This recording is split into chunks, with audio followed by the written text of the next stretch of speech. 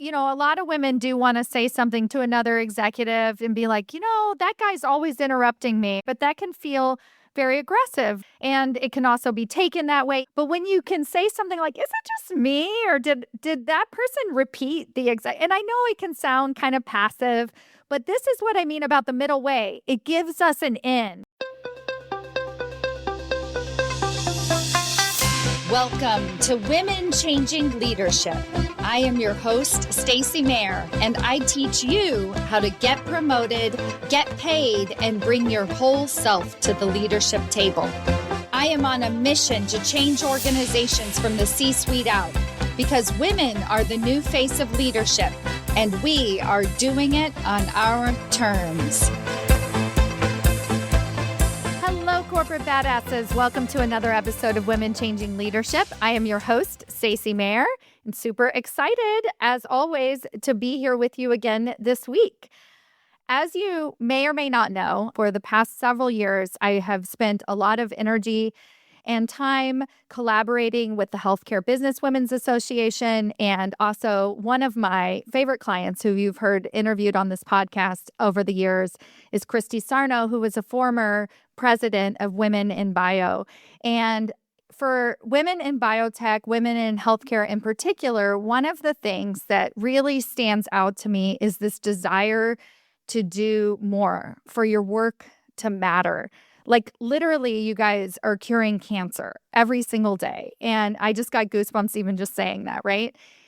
It's a field where your work is so important. And for so many women who work in fields where they could care less about it, what they start to do is they start to think about, okay, what's the impact? What does matter to me? And how can I truly give back to the world, literally through my leadership? The same thing happens for women in biotech because they're not only curing cancer, but then they're like, am I actually moving the needle? Does my leadership matter, right? All of these same questions. Do I actually have a voice at this organization? And then the other thing that happens for women in healthcare, women in biotech, is that representation shifts. My husband comes from a biotech background, and he said specifically in biology in particular, up until a certain point, it's all women. There are women everywhere, and we don't see women in executive leadership. So there is a huge, the veil gets pulled out over your face and your eyes open up and you're like, wait, I got to a certain point in my career surrounded by representation and then now I'm not. And what am I need to do to get myself as myself to that next level of leadership because I really want to be making a bigger impact. So whenever I receive information about a woman who is making that impact at the C-suite level, then I want to have them on my podcast and to bring them into this conversation. So that is where we're going today, folks. I have none other than the Christine Miller. Christine is the former president and CEO of Melinta Therapeutics and a champion for women's leadership in life sciences. She stepped into Melinta during COVID and in the middle of a restructuring, led a major transformation, created significant enterprise value, and ultimately guided the company to a successful exit. Despite results like these, she's seen firsthand how often women's impact in the industry goes under-recognized. Christine is committed to spotlighting the real business value women leaders deliver. As a member of the Biotech CEO Sisterhood, she champions authentic, pragmatic leadership and the power of community in helping women rise. And I am so thankful to have you here today, Christine. Thank you so much for being here. Well, thank you for having me on. Let's kickstart the conversation with sharing some of your secrets to success throughout your career. How would you name it? What are some of those success secrets? Well, I think one of the most important thing is knowing your purpose.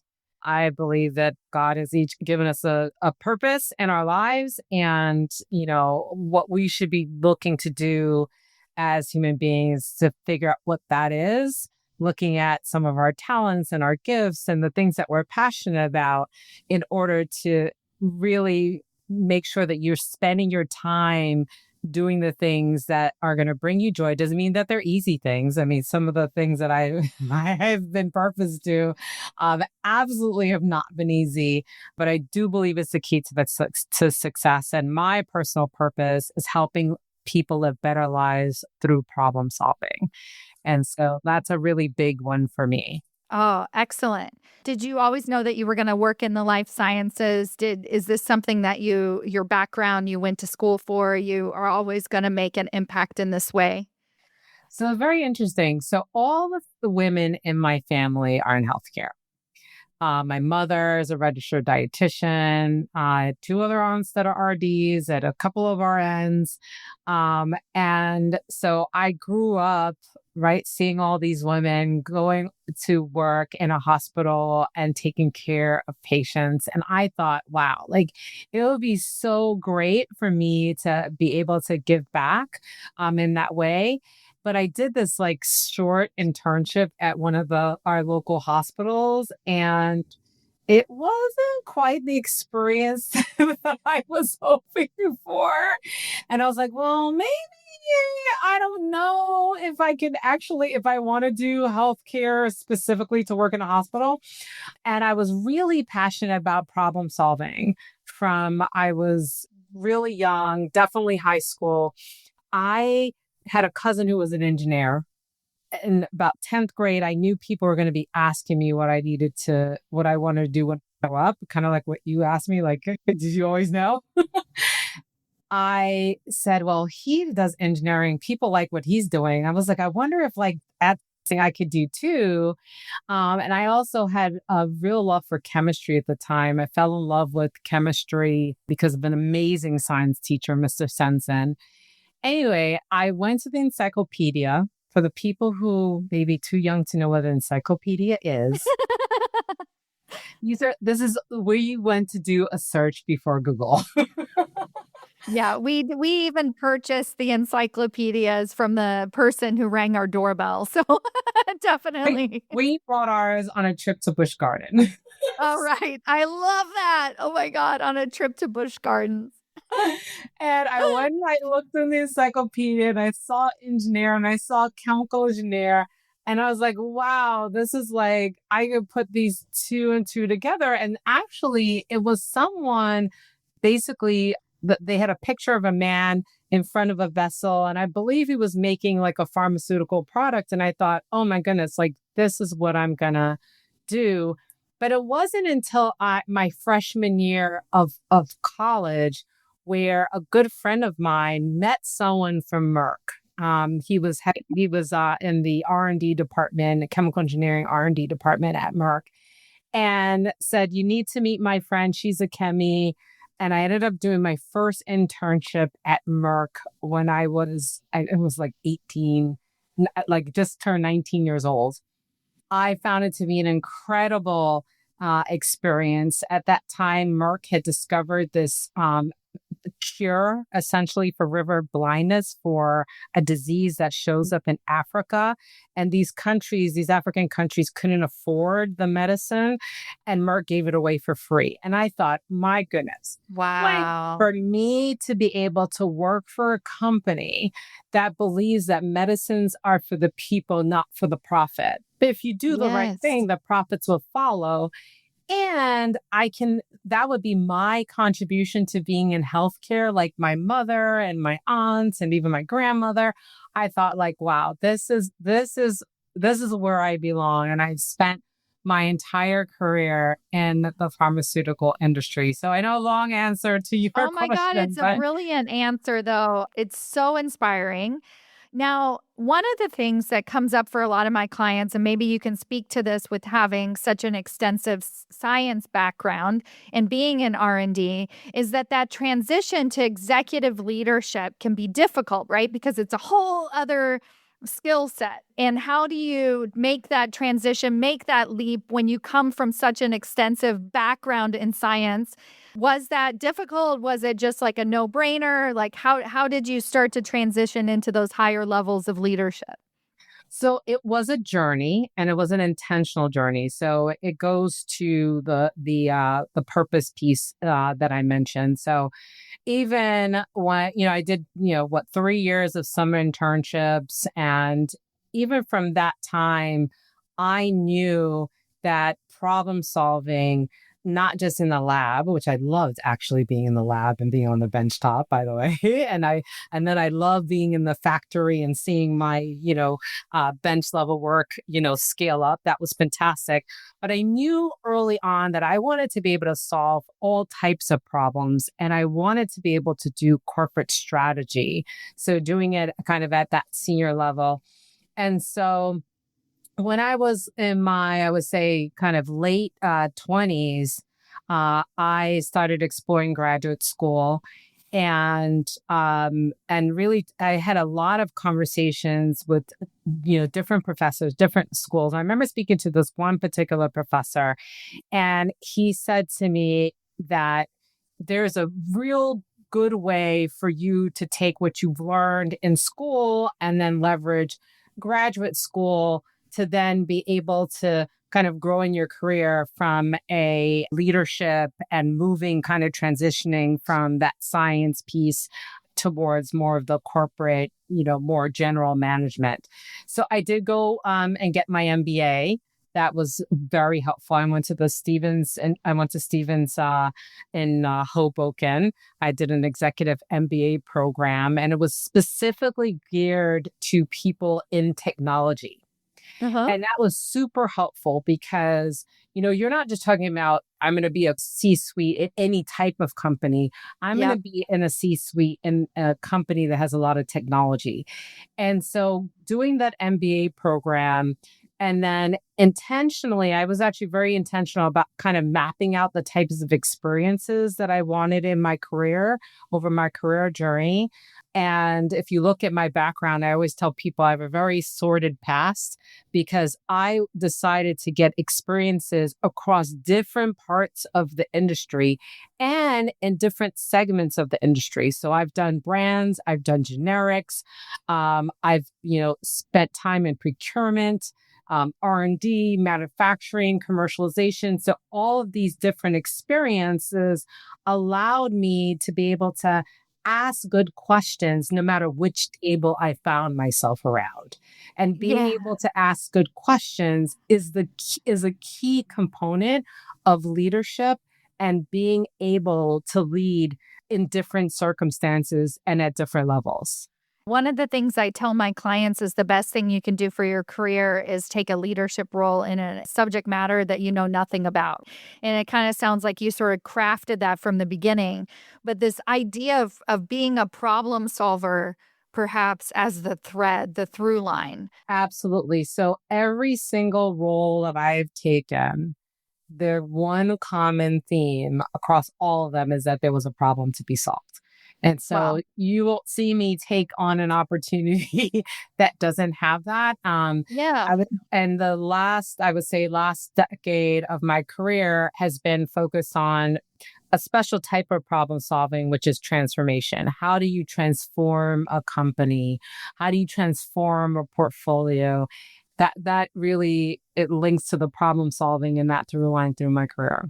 Another thing I work with my clients on is it's kind of identifying what your leadership style is, your leadership brand per se, right? So, what is the through line? What's the thread that connects all of your opportunities, all of your roles? What makes you uniquely great? And it kind of sounds like that there was this idea that you were a really strong problem solver in from forever, right? It seems like it's been there forever. Maybe you've always known that.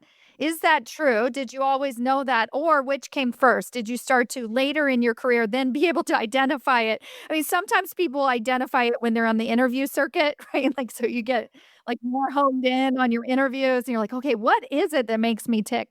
But I'm curious for you because I kind of see them both intertwined. Your success is built on your ability to know what you're good at and to seek opportunities in that way. Well, the interesting thing is that I became relatively obsessed, is the way I would call it, with problem solving from when I was in the fifth grade. I So, love it. yeah. Yeah. The fifth grade is for me when they first introduced word problems. Uh-huh. Now my kids got word problems from like their first grade. But Yeah. when I was growing up, you got your first word problem when you were like in the fifth grade, and I struggled with them.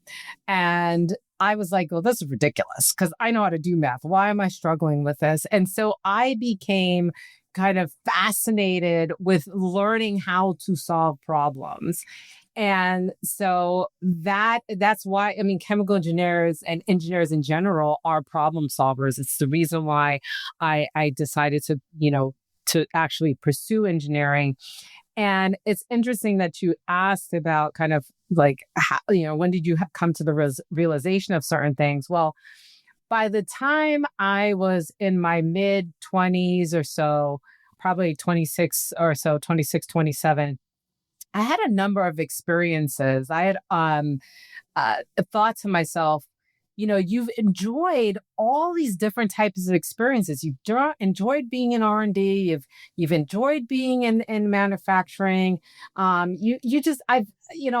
thought about things that I did in undergrad, and even outside of the kind of professional life. I'm like, why is it that you enjoy all these things so much? And I realized at that time is because they had a problem to be solved. There was a challenge that was there. I am not a person that goes to warm a seat or to crank a wheel. That's just not me. I want an actual challenge. And so when I realized that that was the through line, that there was this problem to be solved, then I started intentionally seeking out the roles that had problems to be solved. And that's when I wish I had it somewhere in this office. I created this chart. It was at the top of it. It was Path to the Future, Okay. and yeah, I and love in all it. and in all these boxes with the paths of the future. And basically, I mapped out what were all the different types of experiences and the skill sets that I wanted to accumulate or experience over my career to kind of get to that corporate strategy level. And when I say I want to do corporate strategy, and I was never ever imagining I would ever be a CEO. Like I want to dispel that idea. Yeah. That was Yeah. never something that I ever contemplated, but that path to the future and focusing on problems and helping to meet a need is ultimately, and following that purpose is ultimately that got me to where I am today. Yeah. And as your skill set with problem solving increases, right? You got better and better at it over the years. Then it was like, oh, let's solve bigger problems, right? And so some Exactly. of those probably take place at the C suite and having that voice and making sure that you're included and everything. So let's talk about that transition, that leap, that maybe just a step, like next job I just took. Okay, sure. You want me to be the CEO of Melinta Therapeutics? Okay, fine. So let's talk about how that came to be. Since you say that you champion women, right? And that's something that's important to me as well. I would say that the journey started, I would say a crystal clear moment was over a decade ago. I went to work at Sandoz, and I was working for a person by the name of Dr. Kurt Nielsen. Shortly after I started working for him, he looked at me one day. He said, "You're going to be a CEO one day." And Ooh, I was like, what do you say, Willis? Like what? yeah. Like what?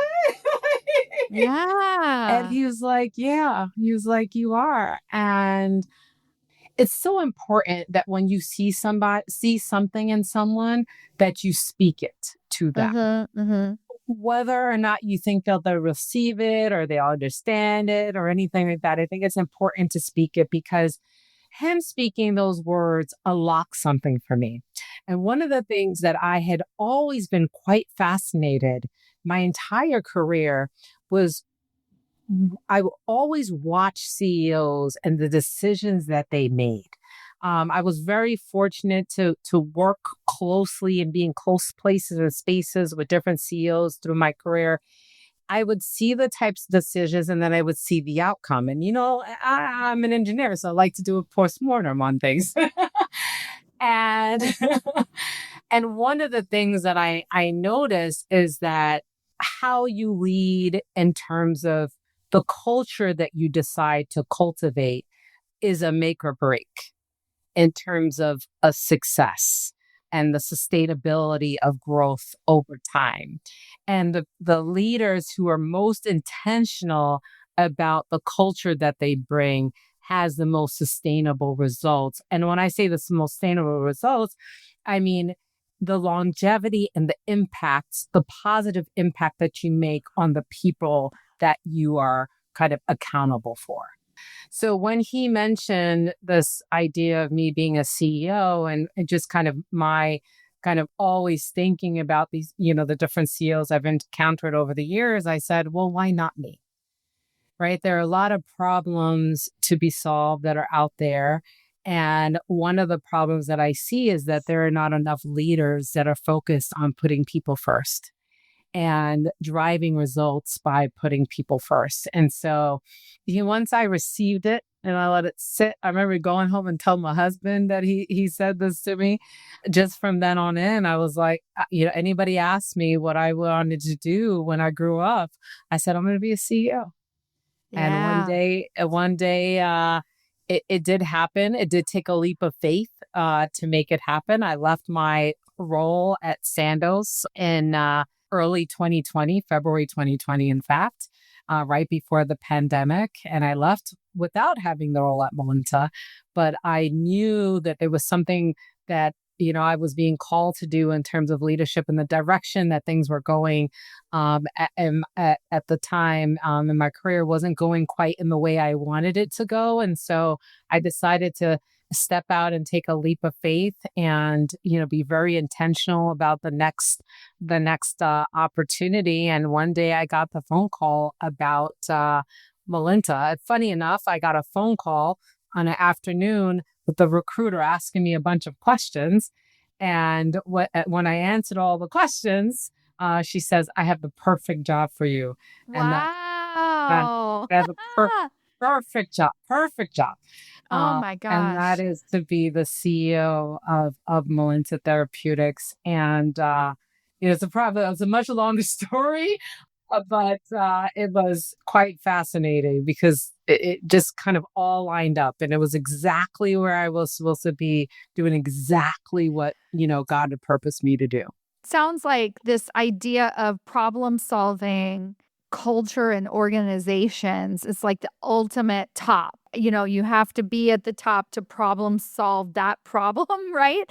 And I mean, you can definitely do it at various different layers. And I'm a huge fan and reminder that no matter what level you're at, you can change and affect your team. That's But right. at this huge organizational level, changing that and shifting that perspective as the CEO.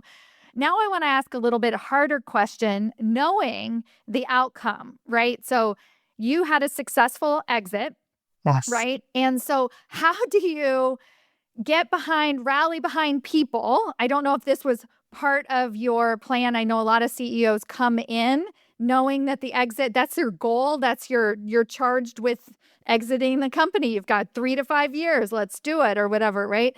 I don't know if that was necessarily the case in the beginning. It was not the case.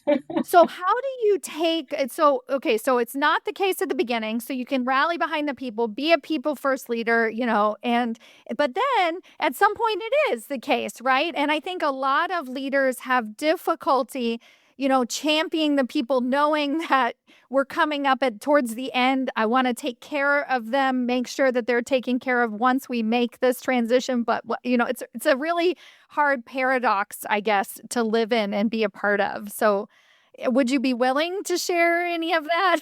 Absolutely. I invited people at the company when my first day was August 3rd of 2020, and invited everybody to go on what I call the legendary journey. And that Mm. journey was to reimagine our approach to our people, our processes, our products, and our performance. And there were so many people who took up the call to go on that journey with me. It was fabulous because we created this culture. It wasn't, yes, I have to set the tone from the top and I have to ensure congruency and all that. but it was everybody living out our essential behaviors every day. And so when we did get to the point where we knew we were going to be, exiting and selling the company, our values, our essential behaviors, and the way I showed up as a leader and supported and helped people was more important that day than the first day that I started with the company. Right? Because how you treat people, how you show up is really important. Any change is a big change, right? This doesn't matter. Change is change. Yeah, totally. And as human beings, generally, we're not excited about change that we are not fully in control of. Right? If it's a change that we're in control of, then we probably can get behind it. But if we're not in control of it, it's a different story. And so, when you're getting acquired, it's not a change that you're in control of. But what you are in control of is your behaviors, your leadership, your values, how you decide to show up every day, how you decide to support everyone every day. And so for me, having the opportunity to support people and think about people and plan for people and just try to do things that, treat people the way you want to be treated, it was an honor to be able to do that. I can see your speech now, like about the journey in the beginning and that being very authentic, very truthful, and hey guys, we're in for a ride here. And then, fast forward and we're still on that ride. And now I'm here with you, but I haven't changed. Right. And so your commitment, it sounds like, didn't change. And they're so lucky to have you. I'm so grateful for that. To be honest, I'm the one who was blessed or am blessed. Yeah. I think listen, I know that there's always a lot of talk about, companies and margins and making money and all those things. And those things are important, right? I mean, we went from a company that had just come out of bankruptcy when I joined to 18 months later being profitable. And we doubled our revenue. We did all of the things, right? We did all the things that, that you would expect a company. We were private equity back, right? You do all the things in terms of the numbers and all that people would expect. But what drove that is we were able to take our culture engagement survey when I first started was 69%. To 18 months later, it was 94% by putting people first. Wow. Okay. So that profitability didn't come at the sacrifice of engagement and people. It became because of it. It came because of it. And so I really believe this. I believe in this. I believe that we, as a society, we need this. We need to be able to put people first. This is why I'm committed to having the accountability as being CEO, because it is an immense amount of accountability. You are responsible for people's lives. I'm not only responsible for the lives of my employees, but my employees' families. And when you're in healthcare, you're also accountable for the patients that you serve, right? It's not just that we had more sales, we were treating more patients. Right. It is an immense an accountability, but it's one that I feel passionate about. And I think that we need to have more leaders who are willing to put people first. And what I really am passionate about the journey we had at the company is because it's not just me who knows now that you could put people first and that can lead to results, great business results, in fact. But now I had an organization of people who knew that. I think it's important for as many people to know this as possible, which is why I like to have conversations with people like you. Well, I was going to ask you when your book is coming out. I don't know if you've started writing it yet, but I can see it. I'll have you fast forward and we'll have you back on. I'm not. Right now, I stick to journaling. I journal every day. Amazing. That is a part of but I know some of it is this.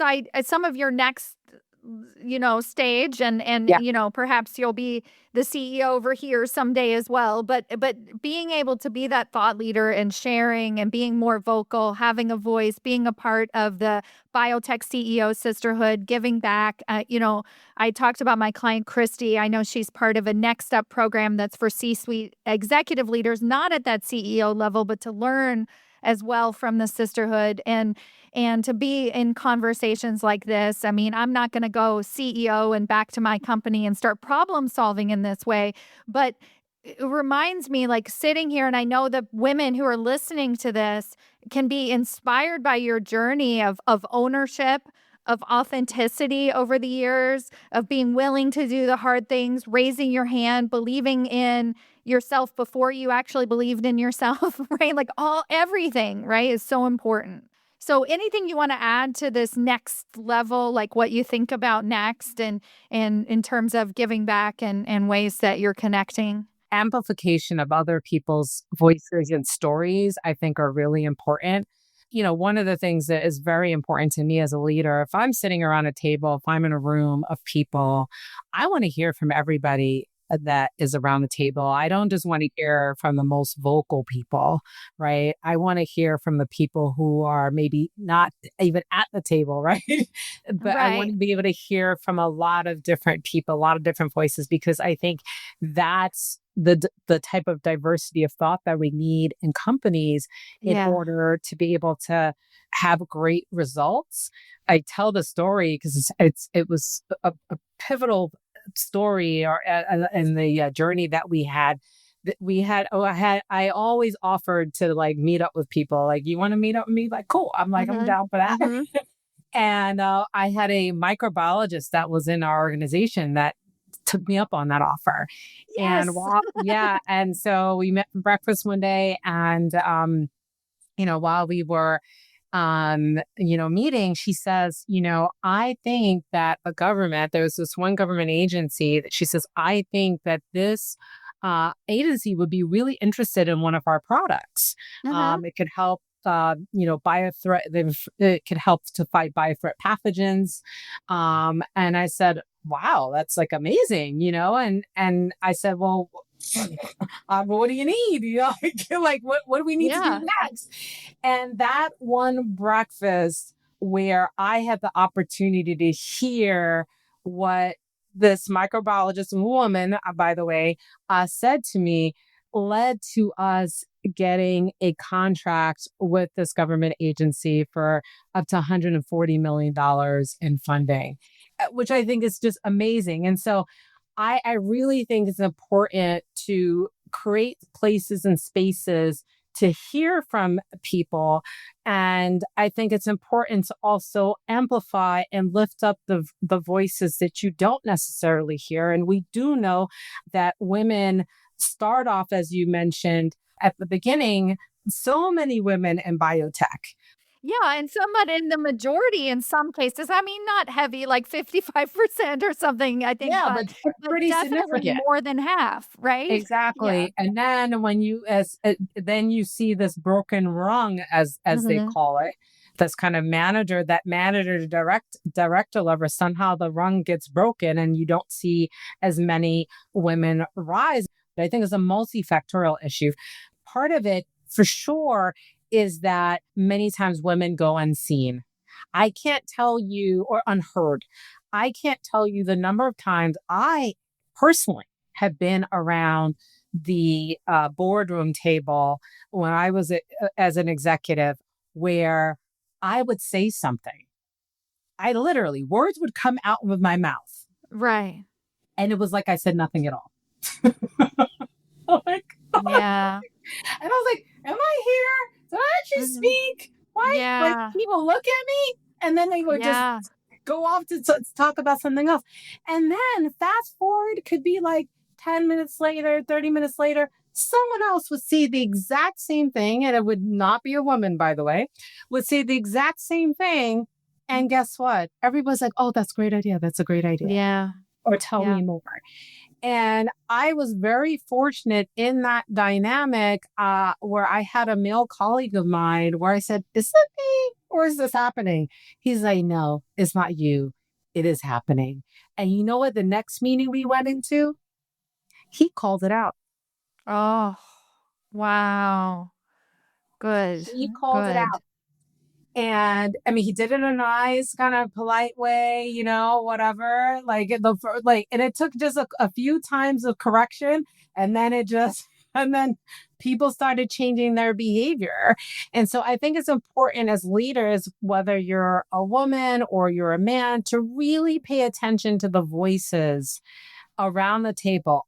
Is everyone getting a chance to speak? Are you creating an environment that you get to hear for all the voices? Because not everybody's going to feel confident or comfortable in, raising their hand or interjecting or whatever. So, my teams, I've had my last few teams, they know I'm big on sticky notes.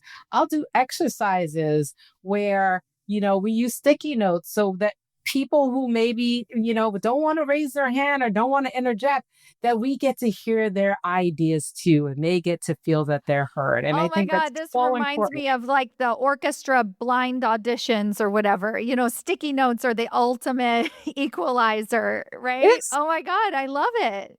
I love And it. and That's and brilliant. and, and when your sticky note gets pulled and someone says, "Oh, this is Uh-huh. brilliant. This is a brilliant idea." Like, how much more confidence do you have to maybe speak up the next time that Right. versus writing on a sticky note? I just want to kind of point out something that you did because I'm always a big proponent in my coaching of talking about the middle way, right? So when you said something to that male executive and you used the language, is it me? And so I just love that as like a trick or a hack or something because, a lot of women do want to say something to another, like on the side, to another executive and be like, that guy's always interrupting me or right. They interrupted me, right? But that can feel very aggressive, right? And it's like and it can also be taken that way, even if the executive's like, yeah, you're right. Let's rally behind it.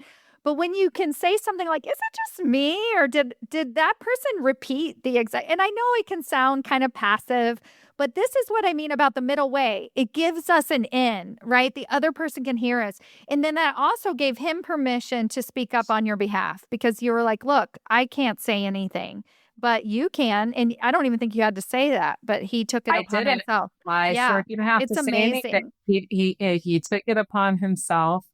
We became allies. Yeah, of course. I think male allies are extremely important for women and the advancement of women because they are often in places and spaces sometimes that we are not as women. Mhm. And I think it's so important. I think they are definitely a part of the solution in terms of helping to solve the broken rung.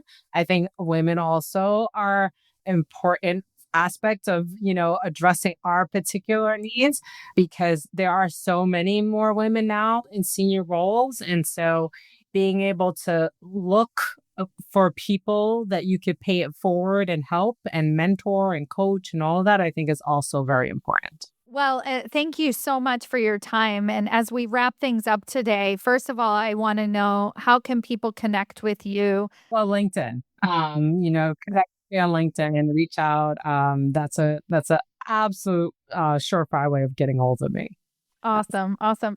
Anything else that you would like to share with our audience? Mostly, women trying to get past that broken rung to those higher levels of leadership to be able to double their impact, to not only work in incredible industries that are single handedly changing the world, one drug at a time, right? Or whatever that might be, but also for them to have that voice, for them to make that impact. Anything else you'd like to share before we go today? One of the big reasons why I have accomplished what I have today is being willing to take the leap of faith, right? Is being willing to say, I believe that I can do this. This is aligned with, the purpose, your purpose. And it's not uncommon, right? For you to get behind every other woman, every other girlfriend you have, and like, you can do it, right? But Yeah. for you to get behind yourself and say, you can Hmm. do it. There's always fear that will Hmm. talk to you. Fear will talk you out of doing just about anything. And so I think it's really important to choose faith over fear if you're going to have to make a choice, really listen to that voice that is telling you not to do something and say, you know what? That's fear talking.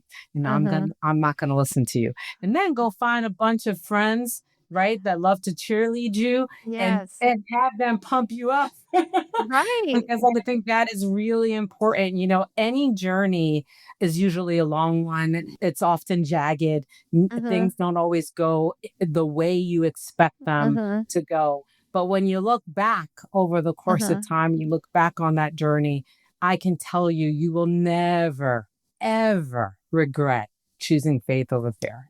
Oh, beautiful. Thank you, Christine Miller, everyone. Thank you so, so much for being here. I'm grateful for your leadership, and I can't wait to see what is in store for you next. Thank you. Thank you for having me.